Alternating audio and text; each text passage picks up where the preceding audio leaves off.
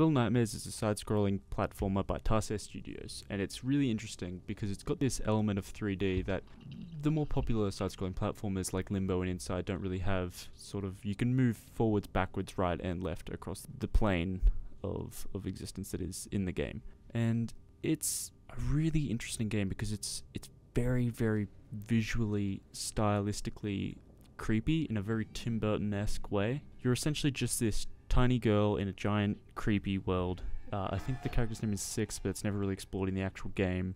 And basically all you're armed with is a lighter and the ability to pick things up and throw them and place them down and also grab onto things. And it's very, very atmospheric.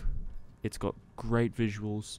I think the visual style, that element of the game, is probably its strongest point, essentially.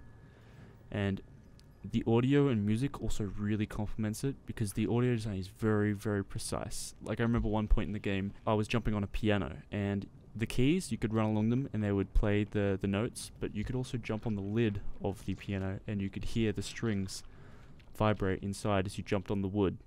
And that to me was an example of how fine the audio is, and the music only enhances that. It enhances the style of the game, essentially, the very creepy atmosphere, because the game is very, very creepy and disturbing. It's this giant world filled with giant, gross monsters, and you're this tiny girl that is seemingly helpless moving through them.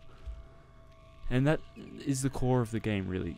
You're solving these puzzles that aren't too hard, but generally they have a creepy element to them, because the game is horror, but it's definitely more disturbing than traditional scary horror jump scares. And the animation style, again, is very precise and complements this, well, the entire tone of the game, which is childlike but also scary, because you're this child that's moving through this world filled with nightmares that a child or a kid would have, like these giant chefs chasing you through a kitchen, trying to catch you and eat you.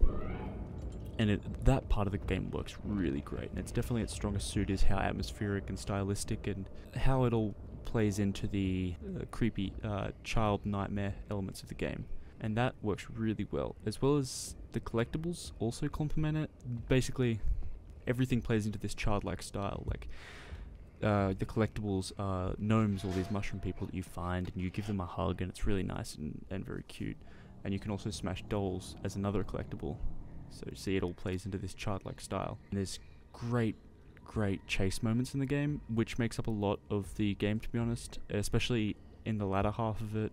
There's a lot of intense running moments and stealth sequences, and just creeping around giant, really, really well-designed monsters. Like, I won't spoil too many, but there's these chefs that you have to run around, and they search for you actively if they see you, and you can chase them, jump under like a table, and I guess they're too fat to get under the table and get you, so they'll wander off, start cooking again, and you can sneak off and try to avoid them. And that's essentially a lot of the puzzles are similar to that. They're all very environmental puzzles, stealth based, climbing based, jumping based. There's not many physics-based puzzles, but there's a few, and none of the puzzles seem particularly hard, but that's definitely not such a bad thing, because of the way the game is. It's more about the visual style, I felt, than how difficult the puzzles were, unlike in side-scrolling platformers like Inside and Limbo. It reminds me of a cross between Abe's Odyssey, especially the remake, the new and tasty remake, and that Limbo Inside style platformer, but it's definitely a lot easier, and that's really subjective. It's up to you whether that's a plus or a minus. The only disappointing things about the game is that it's very, very short. Like, it only took me 3 hours to finish, but it was very enjoyable. But oh god, I just wish there was more of it. And it's up to you whether $20 on Steam is worth 3 hours of gameplay. For me, it was, but it was kind of bittersweet just because I was really getting into it and I wanted to play more of it. And the other gripe I have with the game is that the controls are kind of sketchy sometimes, just because of the 3D platformer nature of it, because sometimes on that 3D plane it's kind of hard to understand where your character is going to move, and that part of the game feels kind of imprecise, because sometimes it's hard to know where your character is going to jump, depending on where you're pressing your keys when you're jumping. And that part, I'm not sure that's something they could help, because that's kind of inherent to the 3D platformer side-scrolling view. Although the movement was really nice, because although it did feel a bit jerky sometimes, there was a really good sliding mechanic, and I always like sliding in games. It's fun, and it works really well with the chase scenes.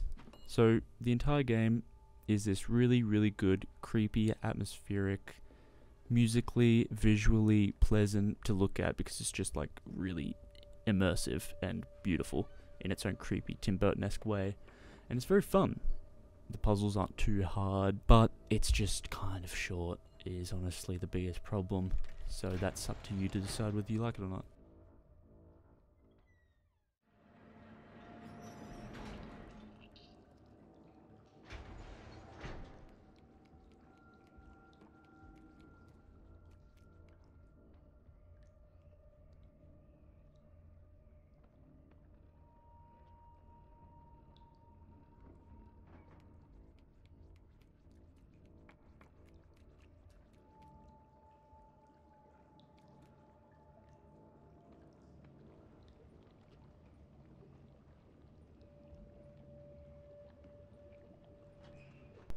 If you didn't understand what this video was, or you thought it was shit, I'm sorry, it was my first video, and it's more of a proof of concept.